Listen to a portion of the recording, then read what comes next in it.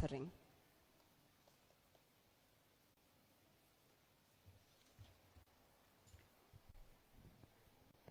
Dear respected Dr. Sister Vinita, our manager and provincial superior, esteemed guest of the day, Mr. Rahul Gandhi, other distinguished guests, our honorable MPs, MLAs, well-wishers, media representatives, and my dear staff and students of St. Teresa's College.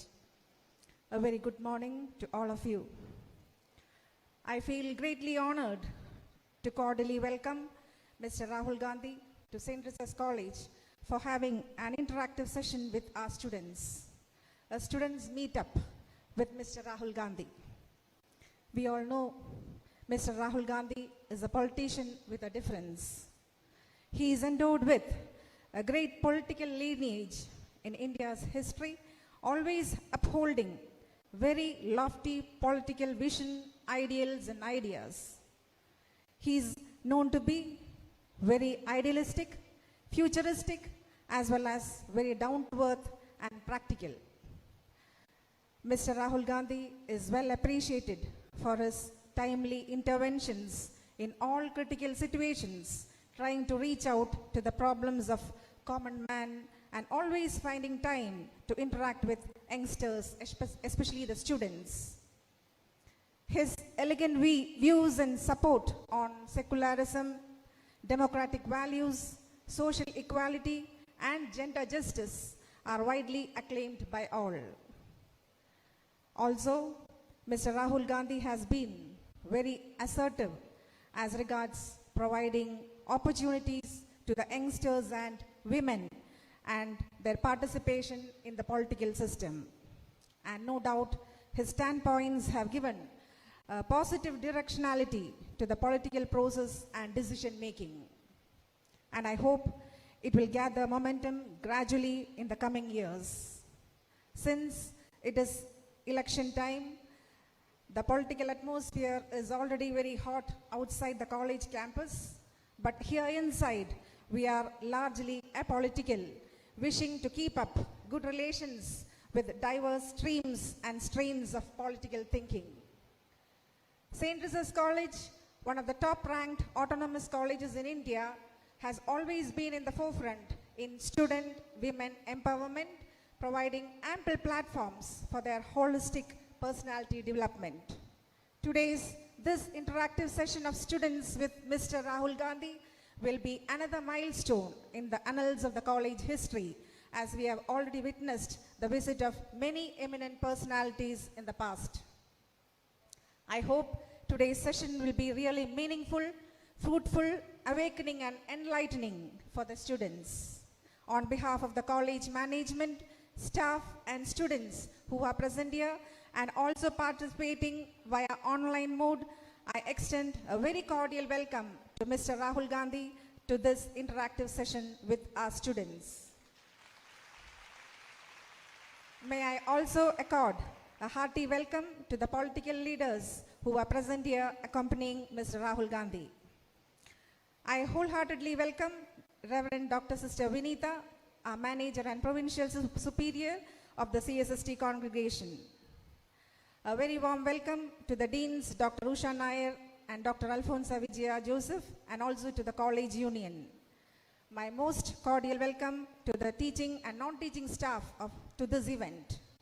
Further, I very delightfully extend my warm welcome to all the students seated here who are privileged to participate in this very valuable interactive session.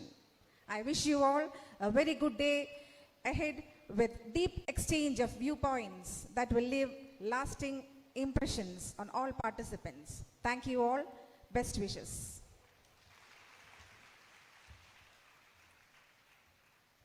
Thank you, ma'am. I now invite our Provincial Superior and Manager, Reverend Dr. Sister Vinita, CSST, to address the gathering.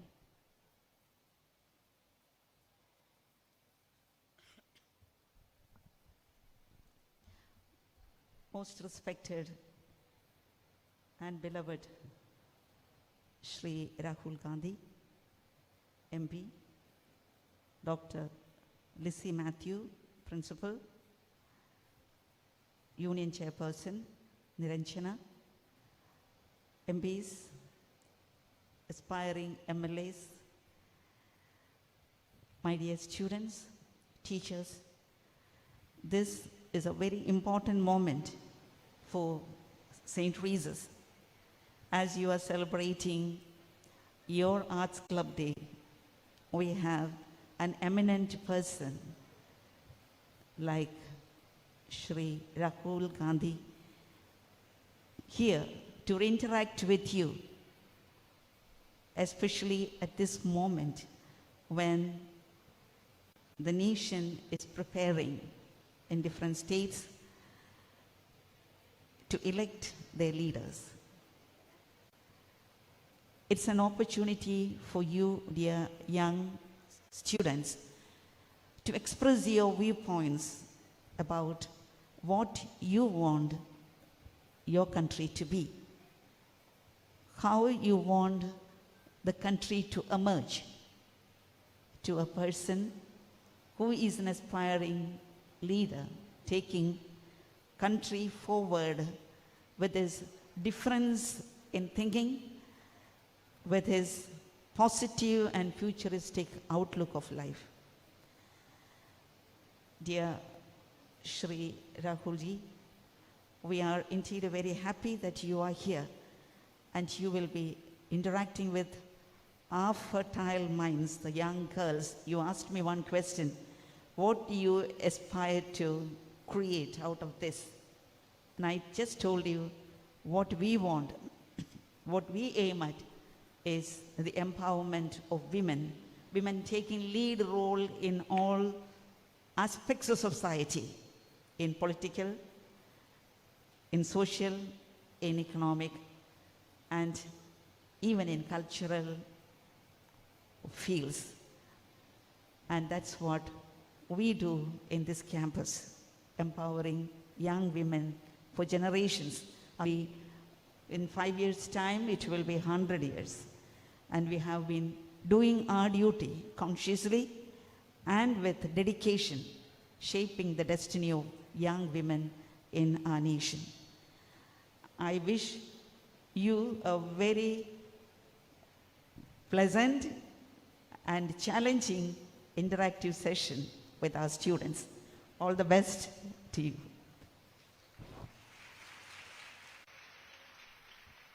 Thank you, sister. We now move on to the most important part of today's event, the interactive session. Before we begin, sir, would you like to make an opening remark, or shall we go straight to the questions? Straight to the questions, okay. So the floor is now open, and I welcome the students to pose their questions to Mr. Rahul Gandhi.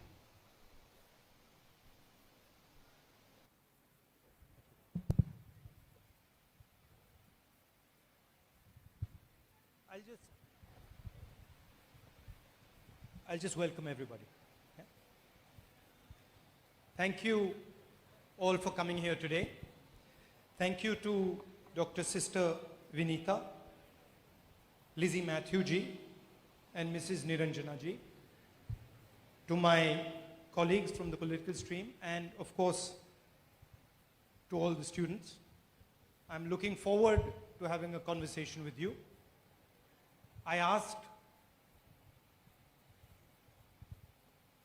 As I walked in, I asked, what does this institution aim to do? What are you looking at doing? And I asked the faculty to tell me in one line. And I think you mentioned it right now, that you're looking to empower women. I think that is fundamental, and I think it is one of the things that I would like to see change in India. So with that, let us start our conversation. Hello. I now invite the questions.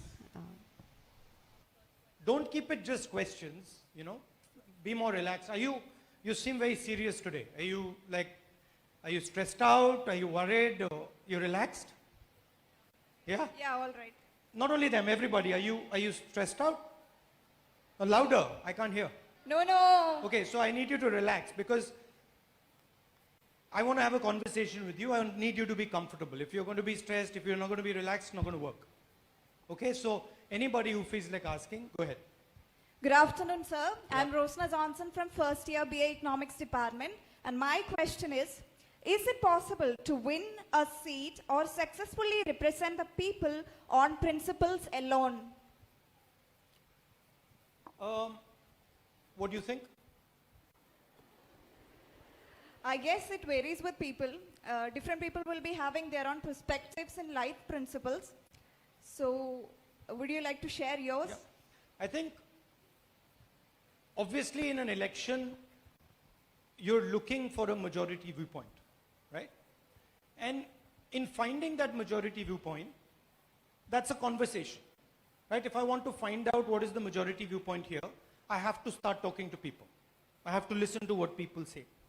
And in finding that viewpoint, I can follow a principled position, or I can follow an unprincipled position. I can do both.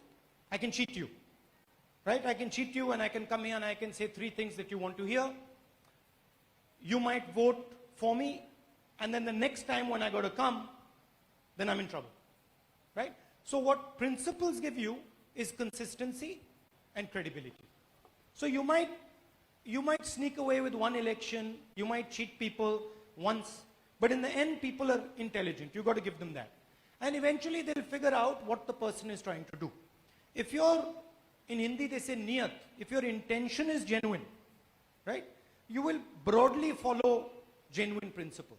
If your intention is to cheat people, then you will broadly follow principles that cheat people. And then I think you can tell when someone genuine comes to me, I might make a mistake once. I'm unlikely to make a mistake twice or 3 times or 4 times. So I think that applies to politics as well. I also I don't find it interesting to do politics without principles. It's not interesting for me. So frankly, I wouldn't do it any other way. There might be a cost to it. I'm ready to bear that cost. I learn from these principles. I find these principles help me in my work. So that would be the answer. Thank you, sir, for the answer. Tell me a bit about yourself. I'm Rosna Johnson, and I'm doing first year BA Economics degree here. So the boss of the college said that we are trying to empower women. Yeah, true. Do you think you're empowered? Getting empowered. And what does that process involve?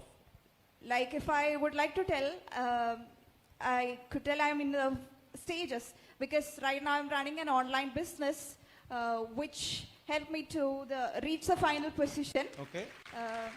Yeah. And so as a young lady, how do you know when you step into society that you're empowered? Like I would say to you, well, you face something that I never face, right? Yeah. I can get up in the morning, I can get up at night, I can walk on any street, I can go into risky places. I don't have a problem. As a girl, you can't do that, Yeah, true. right? So there are many places at night you can't go alone.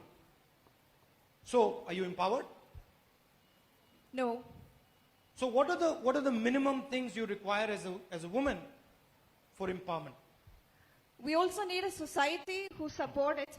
As if you talked about walking alone in the streets at night, if we are ready to do, but we need a society who supports that and makes our mentally fit, like gives us a thought that it's always safe and all, but we are damn sure it lacks here, especially in our country, it lacks. So for example, as a man, I will never face that. Yeah. I will never walk into a situation where I'm scared physically that someone might do something to me.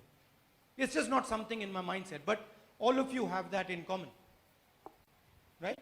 It's not even the case of night. Even during the daytime, we face the same. Yeah. So, can you be empowered if your society is not empowered? No. You sure? Yeah. What do others Sir, think? Do you think you can be empowered if your society is not empowered? No? Okay. Do you think Mahatma Gandhi was empowered? Yes, Do you think sir. he was? Yeah. Was Indian society empowered when Mahatma Gandhi was alive? Yes. Was it? We were run by the British, Not fully. Yeah. but British ruled us. And we had obviously a society that was not empowered because the British ruled us, Maharajas ruled us. We didn't rule ourselves. And then you have this man who suddenly in a completely unempowered society has gone and empowered himself completely. Would you disagree with that? But people were his strength, sir. Okay. So, suppose you put Mahatma Gandhi in a jail and he didn't see anybody, talk to anybody, would he still be empowered? But his people will fight for him. No, but suppose nobody was allowed to contact him. He was 15 years in jail. So in those days, he's sitting in the jail alone. Then he wouldn't be. Wouldn't he be? What do you think? No? No. Does everybody agree that he wouldn't be empowered? Yeah, give her.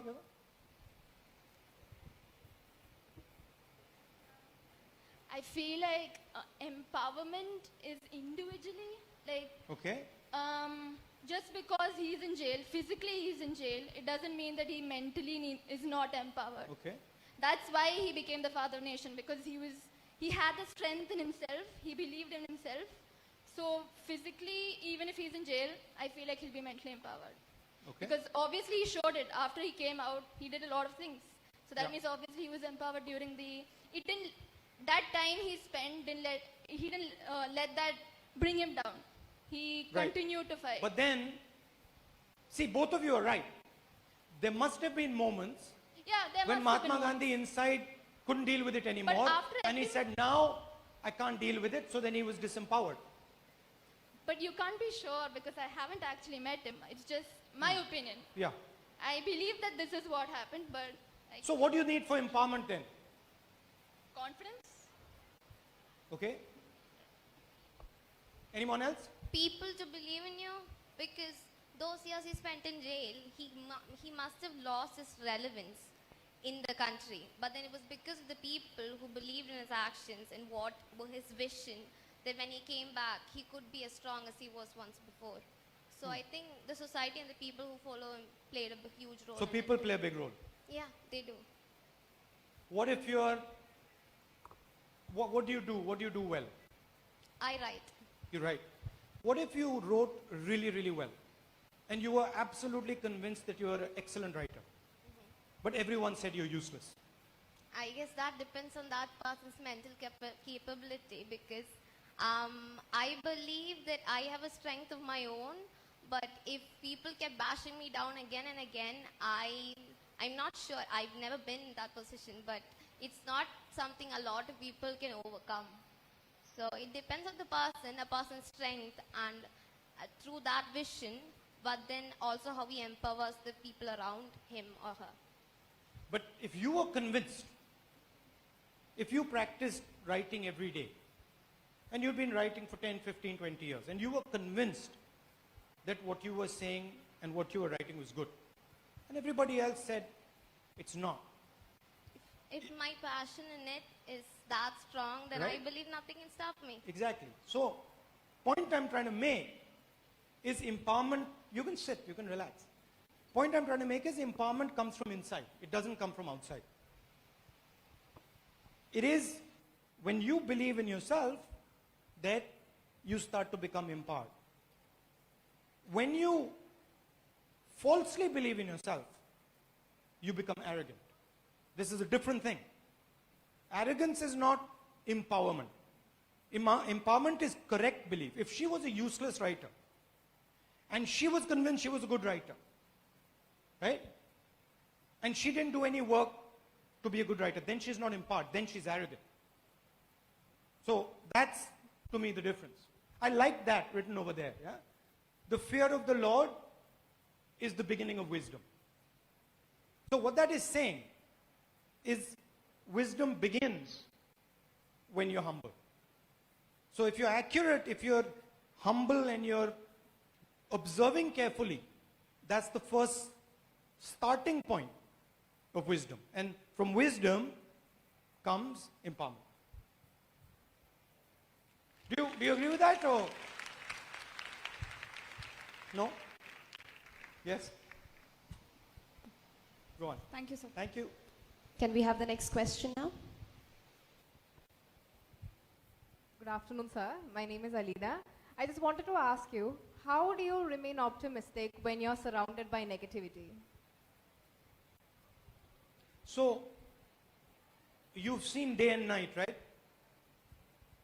What has to happen after night? The sun will rise and then it'll be day again. So, the darkest point, right? Just after the darkest point, the light starts. It has to, right? Have you ever been in a situation where it's always been dark? No, there's always been a hope of light Right. somewhere. And have you ever been in a situation where it's always light? No. No. So these are cycles, right? So when you'll have a tough time in your life, you'll have a difficult time in your life, learn from that time. That time will pass, and then you will get a better time. So it's not, it's cyclical. Thank you, sir. Can we have the next question now?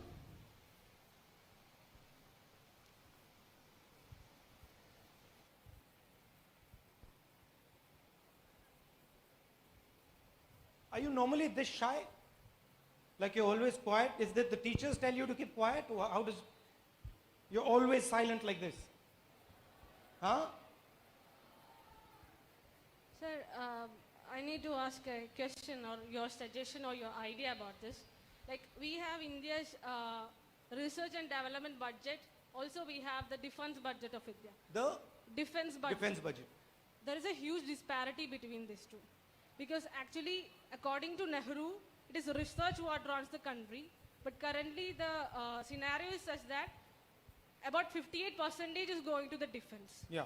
So what if, I'm not speaking of an utopian condition, but what if we try our utmost to solve the issues happening on the borders in Pakistan and China, and not try to inflame the patriotic feelings using the border issues and then garnering more votes? So would we have a better future? Like we will have more research and development budget coming on. So what is your suggestion or practical ideas regarding that? See, we are living in a time where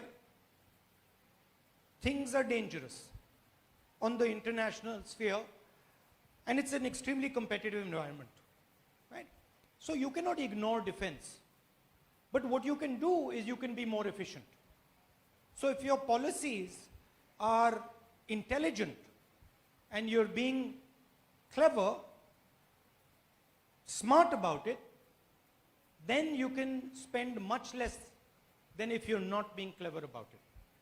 If you're looking at defense and you're looking at foreign policy, if you have a strategy that is balancing people, that is playing to your strengths, then you will require one level of defense expenditure.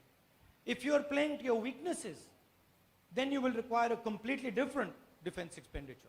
To me, India's strength is its diversity, the difference. It would not be interesting for me to come here and speak to you if you were all the same. It would be boring. I'd ask one question, you'd ask one question, I'd say, thank you, I'm leaving.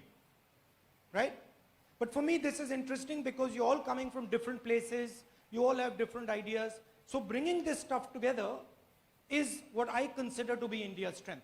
And we have, for thousands of years, the ability to bring these different ideas together. So my complaint is that we are not doing enough to bring all these ideas together. If we bring these ideas together properly, we respect each other, we carry each other, we will not require as much sort of defense expenditure. Our economy will be better, we will produce more jobs. The whole thing is connected.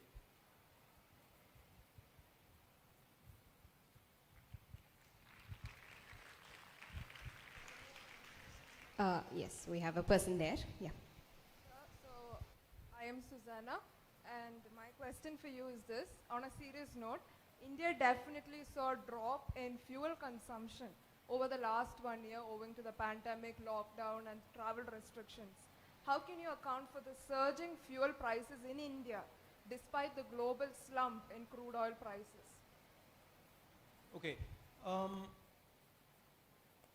There's a technical answer, more complicated answer, and a simple one. Which one do you want? Either one. Either one? The simple answer is that due to demonetization, due to GST, the Indian economy was severely damaged. So it was already weak. After that, when COVID comes in, the Indian economy basically collapsed. The government now does not have money. Because the economy is not running, they're not able to generate taxes. They're not able to generate the money to run the government. So now they're forcibly taking money from your pocket, from petrol and diesel, to try and run the government. So that's why you're paying more. Fuel prices internationally, oil prices internationally are falling. But diesel and petrol prices in India are rising. Essentially because of economic mismanagement over the last 4 or 5 years. You need a couple of things for the economy to work. You need harmony, right? Economy is an interaction between people. If there was disharmony in this room, everyone was fighting, then the interaction between people would reduce. So you need harmony, you need peace and quiet, and then you need a strategy. And so that's where we're running into a problem. And by the way, this problem is going to carry on for some time, because the mismanagement is quite profound and quite deep. So it's going to be difficult for India to come out of the situation we're in. It's not going to be easy. Final one last point. There are two ways, broadly, how you can start the Indian economy today. What we believe is the way to start the Indian economy is by starting consumption. Okay, by giving people money so that they start to consume things and buy things. What the government believes is don't start it by consumption, start it by helping the suppliers. So we are saying we want to put money into people's hands so people buy stuff, and what they're saying is produce more stuff. And we are saying you can produce all you want. If people don't have the money, they can't buy. So that's the difference between the two ideas, at least at the national level. Can we have the next person now? Hi, sir. Hello. My name is Prashya. My question for you is, do you think the Congress party is now in a crisis? I think India is in a crisis. And it's a very serious crisis. What is the Congress party? The Congress party is designed differently than all other political parties in India. The Congress party is essentially a conversation. It is a conversation between all the different communities, all the different religions, all the different ideas of our country. It's an ongoing discussion. And what is happening is that discussion is breaking down at the national level, right? So everybody is looking after themselves and saying, okay, I'm not going to have a conversation with the other person. So you have tension between Hindus and Muslims and Sikhs. You have tension between North India and South India. You have tension between states, between different languages. So that is the glue of our country. And that conversation is what the Congress party is about.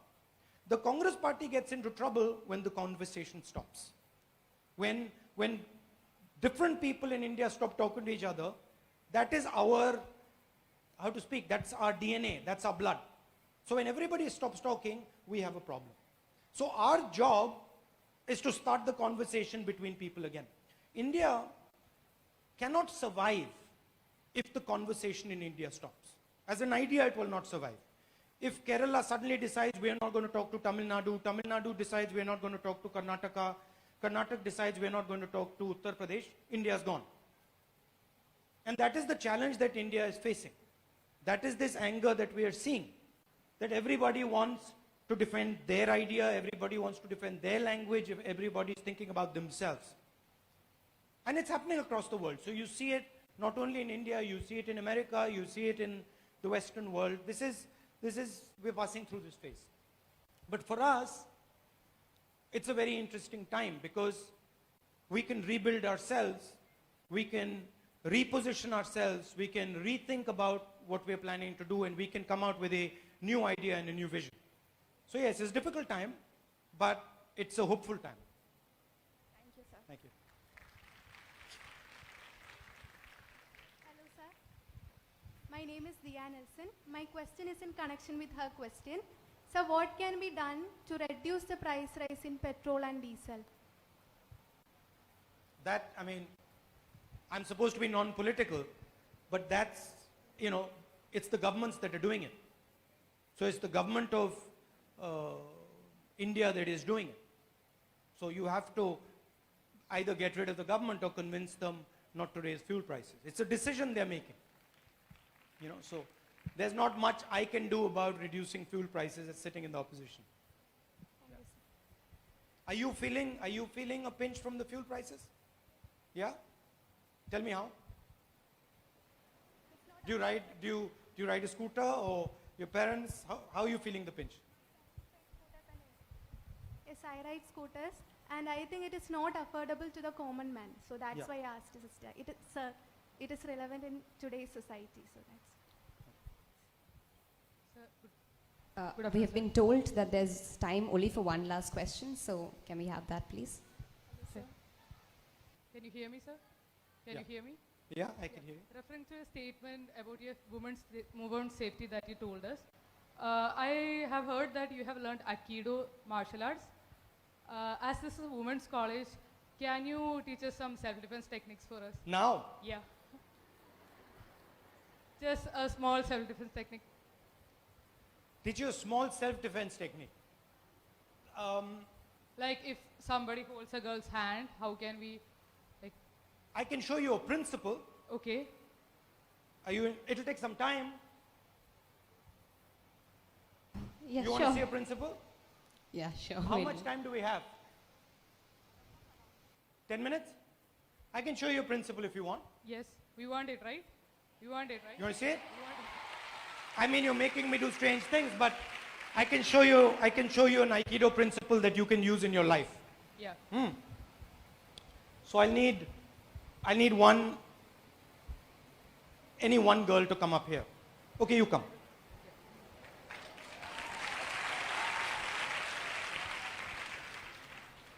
Okay, I'll need one more girl right now. Okay, so I'm gonna ask you to do something. Take off your shoes. Okay. Sit. It's okay. I can touch shoes. It's not a problem. Sit down. Okay, what I want you to do is I want you to sit down like this. Yeah. I want you to put your feet flat and open them. And then I want you to do this. Okay? Now, come. Now, she's going to push you. She's going to push you. Wait, thoda piche ho jayenge. She's going to push you. Okay? You push her. You push her here. But don't push her with a jerk. Push her slowly. You resist. No. From here. Like this. You resist. Can you see? She slowly. Push slowly. Okay? Push slowly. Slowly. Push. Right? Push. Push her over. It's easy. It's easy, no? Bhaiya, thoda hat jaiye so they can see. Can you see that it was easy? Okay, now I'm going to show you something. Okay? So now put your hands up. No, put your hands on your shoulders. Okay, now what I want you to do is I want you to take this wrist. First of all, I want you to change your position slightly.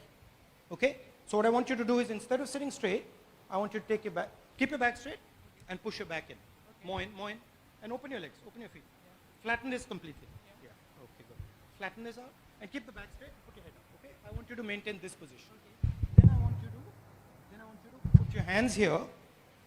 Lean forward. Put the other hand there. Now I want you to keep these things together, and I want you to push this into her hand. Okay. She's going to push. Yeah. You lean forward. Don't lean back. Lean forward more.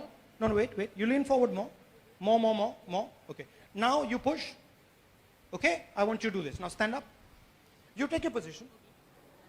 Open. Okay. Remember what I'm saying. Your back has to come down and then you have to use this, okay? Now can I have 3 more students? 3, 4. Come. I'm going to show you the Congress party now. Come. Now, put your hand here. The same way. No, you stand straight and put it like this. Okay, go on. Okay, 1 second. You do what I told you. Lean forward, lean forward.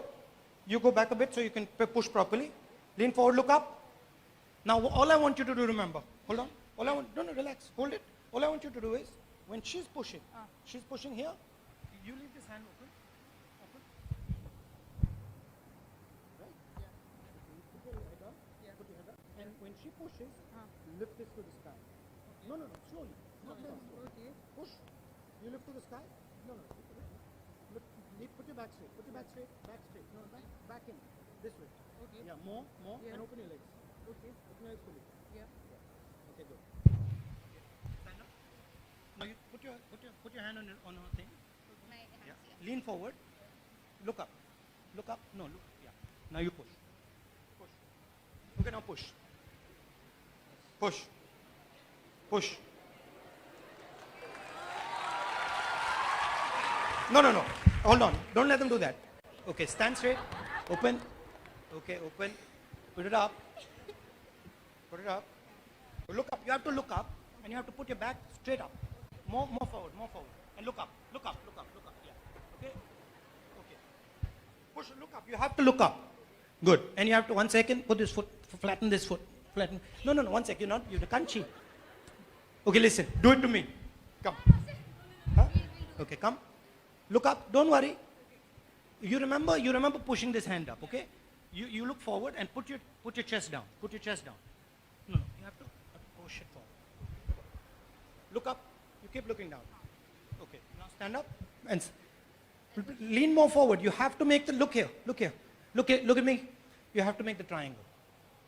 This has to become a triangle. Yeah. Make a triangle. Yeah. Exactly. Now come. Now put your hand. Now put it up and keep your head up. Keep your head up. Okay. Push. Lean forward. Lean forward more. Push into it. Yeah. Push.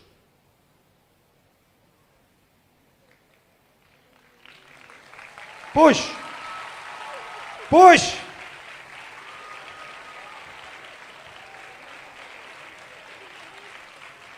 What do you think of that?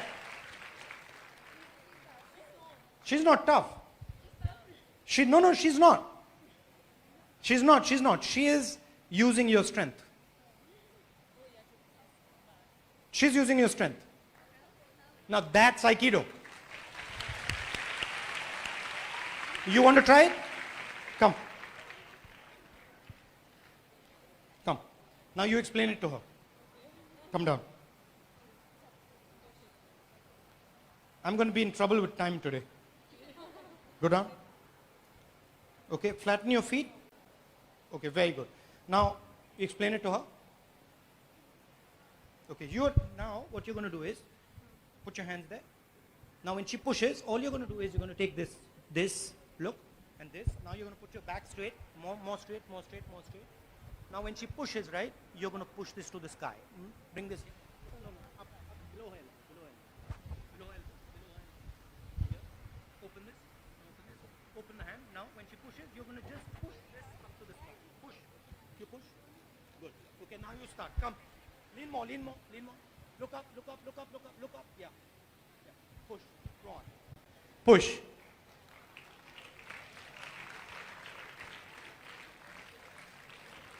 See what's going on? This is an empowered woman. So, you can show your friends how it works, okay? Okay. Thank you. Did you like that? Yes. Thank you. Okay. Thank you, girls. Thank you, sir. You asked me, who asked me for the principal? You did. Huh. Okay, so was that useful? Yeah. What did you learn from that?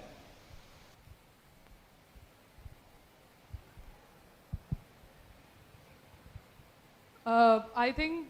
First explain what happened. First, when she was pushing you, Yeah. you had no balance. Yes. Then after that, you got a balance, correct? Yes. And then what would happen when she kept, the more she pushed, what happened to you? I got more strength to resist because my resistance increases as she pushes. Right. So, and how did that work? Like, how did you feel it? Yes, I could. Right? Yeah. So what we did was we connected her to them. Yeah. And then any strength they applied, she was taking it from them. Yeah. They didn't know, but she was using their strength against them. As the position increases, my resistance increases. Exactly. Yeah. So that's a principle in life. You all have huge amount of strength inside you as long as you're positioning yourself properly. If you're badly positioned, if your stance is weak or if you're distracted, then it's gone.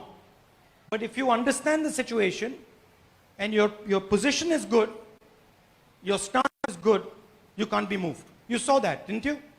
How many people were pushing her? 6, 7, 8?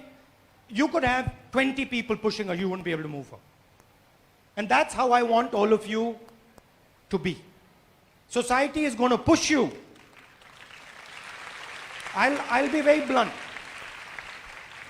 I'll be very blunt. Society treats you very badly in India. It insults you every single day. It doesn't let you do what you want. It attacks you. So you have to get a strength from inside. Right?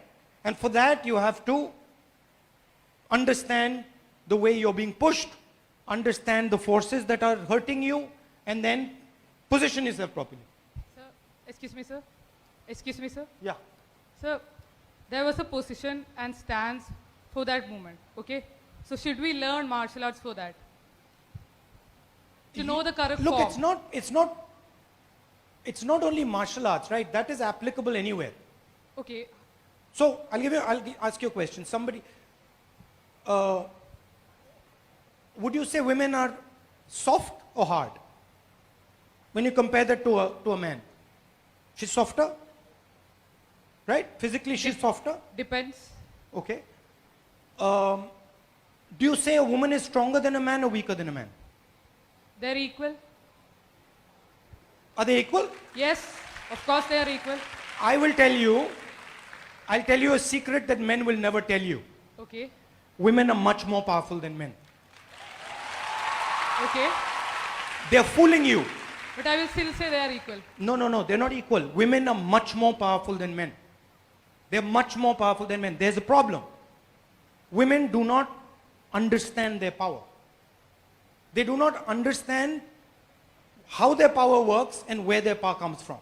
And that is the whole point of empowerment.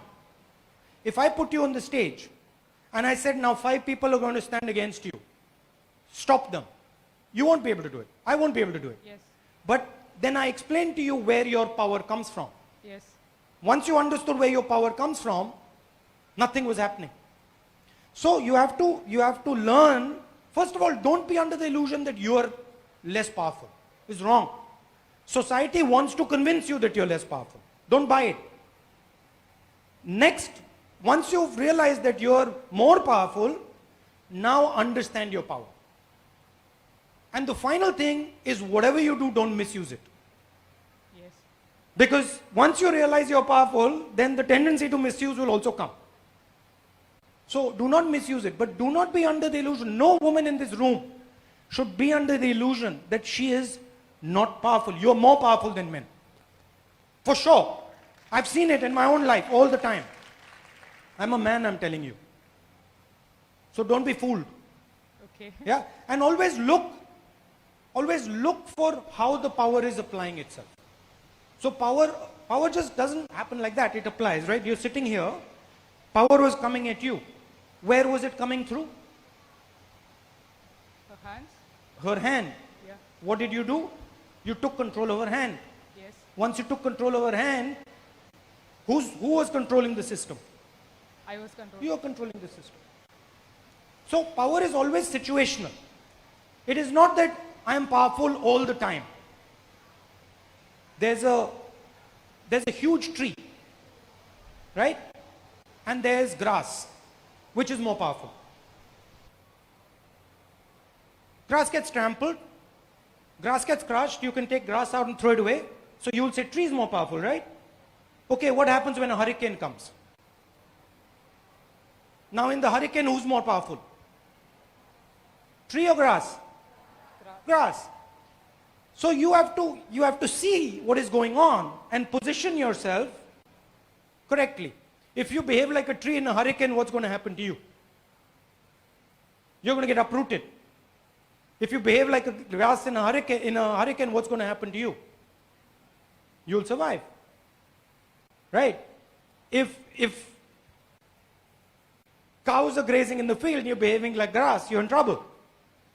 So that's what you have to be quick at. That's what Aikido basically teaches. You can use it for self-defense, but it's more about life. Are you finding what I'm saying useful? Interesting? Yes, sir. Good. Okay, I've got... Thank you, sir. Unfortunately, now I've got all the political people who are giving me dirty looks that I'm getting late. So I'm going to have to leave you. But it has been a pleasure for me to come here chat to you. You were a bit silent. I would have preferred if you were like more free and relaxed, but maybe next time. Yeah? Thank you. Thank you very much. Thank you, sir. Thank you. Thank you. Thank you very much, sir. That was indeed a very enjoyable and interesting session. Thank you so much. And we, the students, are indeed honored to have been given an opportunity to raise questions and voice our opinions. And I believe that this opportunity that we have been given today takes us all a step closer towards becoming responsible and empowered citizens who have an active role in building our community. On that note, I thank everyone who joined us today to make this event a grand success. I request everyone to please rise for the national anthem.